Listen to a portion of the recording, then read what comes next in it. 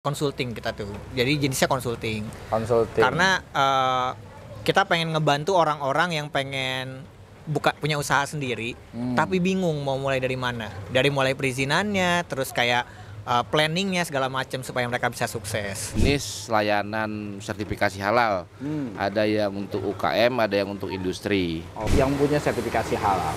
Persentasenya lah kalau untuk di UMKM sendiri itu belum ada 1.000. Belum ada 1.000 yang punya produk halal. Ya.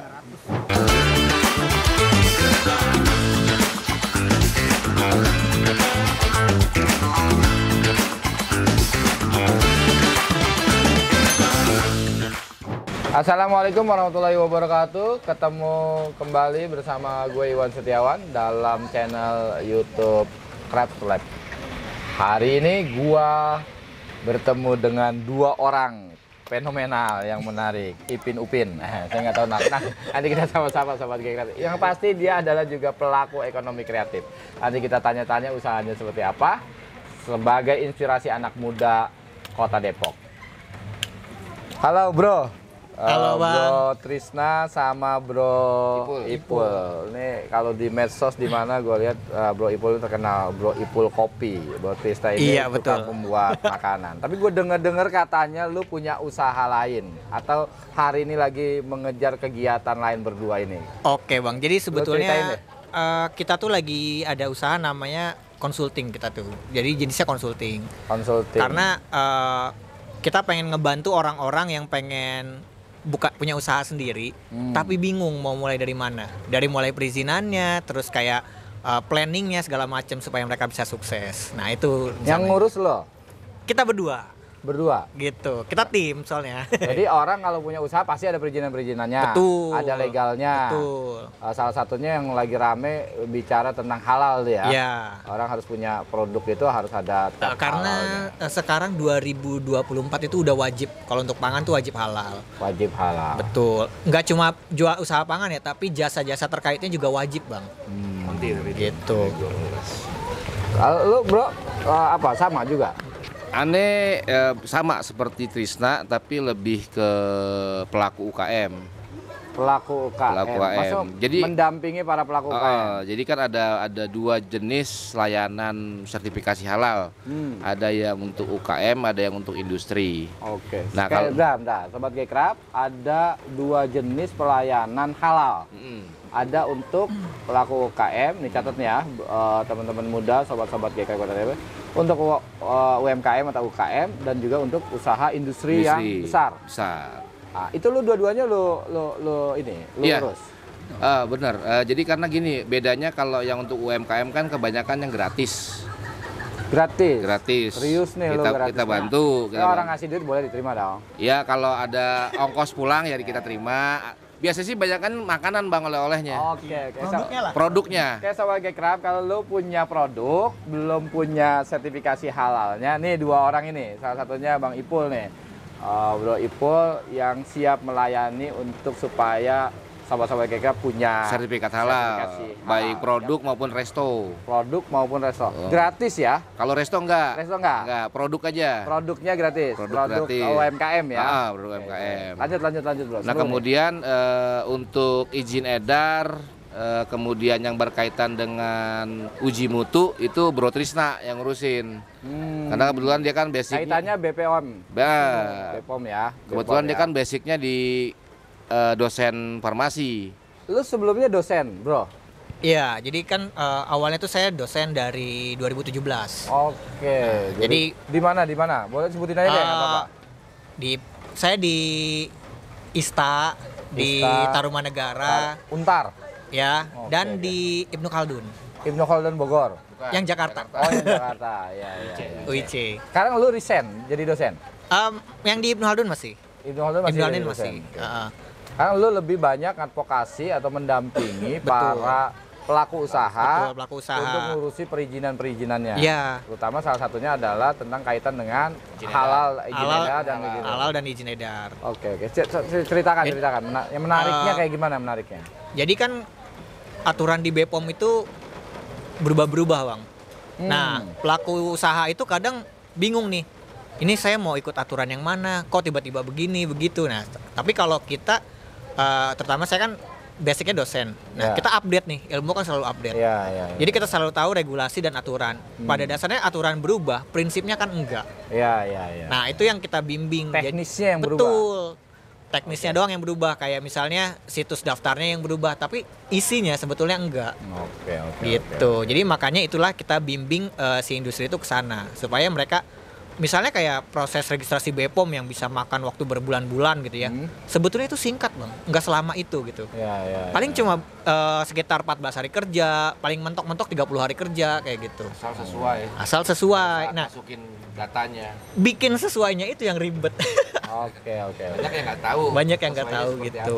Oke Sobat Gcraft, karena usaha ekonomi kreatif, wirausaha dan segala macam, persaingan sampai pada saat ini semakin luar biasa. Ini orang yang berusaha semakin banyak. Maka lu berdua boleh gue sebut sebagai konsultan lah ya, kira-kira. Konsultan perizinan terhadap produk yang orang lakukan, karena orang buat produk nggak sembarangan jual, harus ada perizinan, harus ada legalnya. Nah, lu lah yang ngurus tuh ya. Kalau mereka itu males ngurus atau tidak mau ngurus, sebenarnya mereka itu bisa ngurus sendiri atau enggak sih? Bisa, mereka bisa ngurus sendiri. Bisa ngurus sendiri. Tapi lu juga sebagai pelayan untuk mengurusi pendamping, kita ngurusin itu. Mapping gitu. Kita lebih apa ya, edukator ya Bang ya nyebutnya. Kalau kita nyebutnya edukator, kita mengedukasi mereka gimana caranya supaya mereka bisa melakukan itu ke depannya. Karena pada dasarnya aturan itu ada bukan buat memberatkan pelaku usaha, tapi supaya menjaga kualitas dan mutunya mereka. Oke. Jadi sebenarnya kita kayak peta di film Dora. Yang ngasih jalan gitu ya. Peta jalan. Iya, jalan nih ke sini dulu, ke sini seperti itu. Oke bro Ipul, ini kan gua tahu dulu lu kan usahanya kopi, sekarang lebih tertarik ke ngurusin tentang pendampingan sertifikasi halal. Itu gue pengen tahu alasan lu tuh kenapa begitu. Motivasinya gini, setelah saya dapetin sertifikat halal gratis tahun 2021, nah, kemudian naik menjadi melihat teman-teman itu ternyata sebenarnya punya kesempatan, tapi kurang ilmu pengetahuannya. Nah kemudian ada kesempatan saya jadi pendamping proses halal di WHCNU DKI. Nah itu saya ambil untuk sebenarnya untuk membantu khususnya teman-teman yang dekat-dekat dulu nih, biar mereka bisa bersaing. Sobat-sobat yang punya usaha ya. Iya, teman-teman di lingkungan yang punya usaha kita duluin agar mereka, karena kalau sudah punya halal itu kan dom efeknya gede. Dari tingkat kepercayaan, terus tingkat konsistensi produk. Kemudian ketika kita marketnya keluar itu lebih diterima ketika kita punya halal. Sudah berlabel halal. Jadi bisa menaikkan omset dan kepercayaan produk. Seperti itu. Bro, ini kan tentang sertifikasi halal ini kan mau diterapkan. Diterapkan di 2023. 17 Oktober 2024. 17 Oktober 2024. Tapi sosialisasi dan penerapannya sudah mulai dari terus sekarang. Jalan terus. Tapi 2024 sudah dipastikan wajib ya, orang yang punya produk harus punya sertifikasi halal. Nah, gue mau tanya nih, khusus buat temen-temen di Gcraft Kota Depok, sahabat-sahabat muda, para wirausahaan, gue mau tanya, di Depok ini sebenarnya udah berapa persen sih orang, kalau lu lihat misalnya orang yang punya usaha, baik UMKM ataupun industri, yang punya sertifikasi halal, persentasenya lah kalau untuk di UMKM sendiri itu belum ada 1.000. Belum ada 1.000 yang punya produk halal. Iya. Dari 30 ribuan. Karena terdata kan pastinya kan itu. Jadi kalau data dari beberapa LP3H kita rangkum itu belum nyampe 1.000 di Kota Depok. Padahal pelaku UMKM-nya ada berapa ribu? 30.000. Itu baru berapa persen itu? Baru 1% loh. 1%. Ya karena gini juga Bang, ada kelemahan juga bahwa nggak semua bisa digratisin. Contohnya misalnya kedai makan, mie ayam, gado-gado, hewan tuh, kemudian yang toko sate itu belum bisa gratis, dia harus berbayar. Kenapa alasannya enggak? Tadi lu bilang buat UMKM itu bisa gratis, kecuali industri menengah, industri besar. Nah sekarang kayak produk sate tadi yang lainnya lu sebutin, tapi tidak bisa gratis. Kenapa itu alasannya? Ya karena aturan regulasinya seperti itu pertama. Aturan regulasi dari pemerintah. Dari pemerintah. Iya. karena dia ada produk kritis. Hewan sembelihan kan produknya kritis, seperti kambing, ayam, sapi. Dia harus ada uji. Maksudnya dia bayar bikin sertifikasi Iya, halal? bayar. Nah, dan juga yang memprihatinkan itu yang untuk gratis, yang bisa berpeluang untuk gratis itu kurang kurang minat. Ya mungkin karena melihat dokumen-dokumen yang harus disiapkan gitu kan ya, cara pengisian formulirnya ya, karena UKM itu kan kebanyakan mak-mak, ibu-ibu, nah gitu kan. Makanya dari sini saya juga kalau ada sobat Gcraft yang ibunya bergerak di bidang UKM, tolong bantulah ibu atau tetangganya yang ketika sedang mengajukan sertifikasi halal. Karena kalau anak muda sih sebenarnya cepet bang, cepet banget. Tapi kalau mama kan udah lebih fokus ke produk ya dibanding ngurusin kayak gituan. Nah makanya butuh anak-anak muda, teman-teman sobat-sobat Gcraft yang ada di lingkungan ibu-ibu UMKM, tolong bantu. Pertanyaan gua selanjutnya sebelum kita melebar pada pembicaraan tadi, sobat Gcraft Kota Depok, sebenarnya seberapa penting sih penerapan sertifikasi halal ini? Kan dulu sebenarnya udah ada kan, tapi sekarang sertifikasi halal ini sampai menyeluruh kepada pelaku UMKM. Menurut lo nih, kacamata lo nih, seberapa penting sebenarnya? Sebenarnya pentingnya itu untuk menimbulkan rasa percaya orang terhadap produk kita. Ya. Ini sesuai syariat nggak yang kita konsumsi, proses produksinya, bahan-bahannya sesuai nggak, sesuai dengan syariat itu. Nah ketika itu sudah dipenuhi, minimal ketika orang membeli produk kita itu sudah yakin. Itu efeknya akan meningkatkan omset bang. Kan sebelum ada sertifikasi halal yang hari ini menyentuh ke seluruh produk makanan, dulunya kan ada BPOM, kan gitu kan. Karena pertanyaannya adalah, dulu orang jualan lontong tidak perlu ada sertifikasi halal. Betul. Sekarang menjadi perlu kan? Nah, karena sudah masuk undang-undang. Karena udah masuk undang-undang Cipta Kerja, undang-undang jaminan produk halal kayak gitu bang. Jadi itu sudah wajib statusnya. Jadi kalau kita jualan nggak ada sertifikat halal, nah kita harus menuliskan bahwa produk kita itu produk non halal. Produk non halal. Betul. Kalau gue jualan nasi uduk, jualan lontong, gorengan, tetap harus ada produk sertifikasi halal. Jadi kalau udah 2024 itu wajib, tetap wajib. Wajib. Kalau sekarang belum. Sekarang belum. Nanti kalau nggak ada wajib itu bikin itu. Iya. Jadi kalau dia nggak ada sertifikat halal, wajib menyatakan bahwa produknya itu non halal. Bisa klaim halal. Oke, sobat Gcraft, ini menarik. Menuju ekonomi kreatif sebagai masa depan Indonesia, karena memang jelas Ketua Umum kita beberapa kali bahkan sering selalu bicara bahwa ekonomi kreatif bangsa kita ini adalah masa depan Indonesia.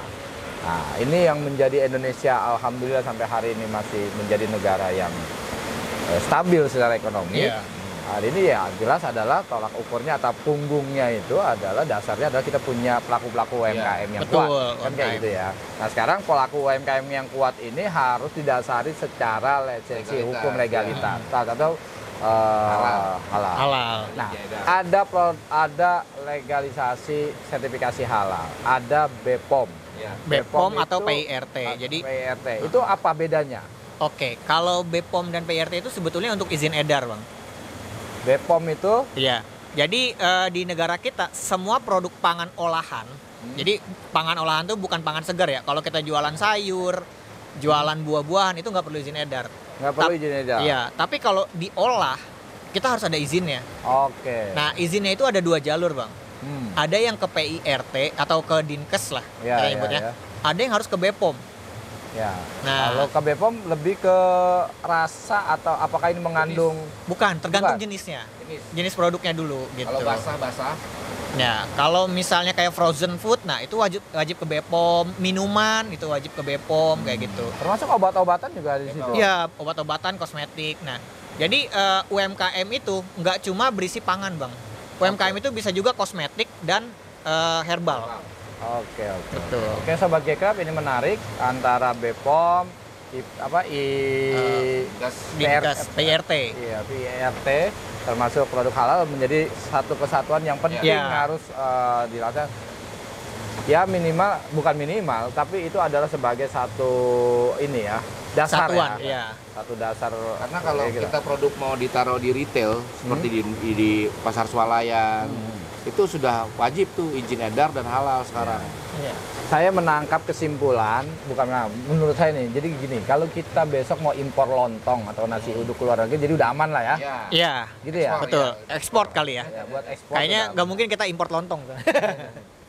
Ekspor. Buat ekspor Iya. udah aman ya. Bisa. Udah aman ya. Oke, sobat Gekrab, Kota Depok, nanti kalau sobat-sobat yang pengen tahu atau orang tuanya atau masyarakat tetangganya yang punya usaha, kesulitan tentang perizinan, tentang legalisasi halal, sertifikasi halal, BPOM dan segala macam, ini ada sobat gua berdua, sobat kita semua, ini juga pengurus Gekrab Kota Depok, bisa menghubungi beliau berdua. Lu promosi ini tempatnya di mana sih? Hubungin lu pada itu. Oke, kami itu sekarang mempunyai lembaga namanya Depok Halal Center yang bisa membantu teman-teman terutama yang berbasis industri ataupun teman-teman yang memang sertifikasi halal gratis. Itu bertempat di Jalan Danau Batur 2 nomor 50. Sini nanti ya ditulis Jalan Danau Kelurahan Batur 2. Abadi Jaya, Kecamatan Sukmajaya, Kota Depok. Oke. Oke, Bro Trisna, Bro Ipul, ada code-code kepada sobat-sobat Gekrab Kota Depok, sama masyarakat lain, terutama anak muda kreatif ya, untuk memberikan satu Dari Bang Ipul dulu. pencerahan lah. Bang Ipul, Bung Trisna silakan.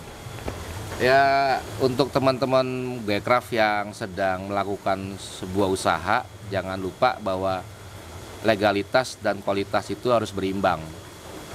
Karena itu adalah dua tuntutan yang memang real di dunia usaha yang memang kita harus hadapi dan kita harus penuhi agar produk kita bisa diterima di seluruh masyarakat. Gitu aja sih. Bro Trisna silakan. Kalau dari saya sih gini aja, kalau kita bisnis di bidang produk, itu ada moto yang saya terapkan ke semua ibarat kata yang saya ajar lah gitu ya. Ya. Mutu atau mati.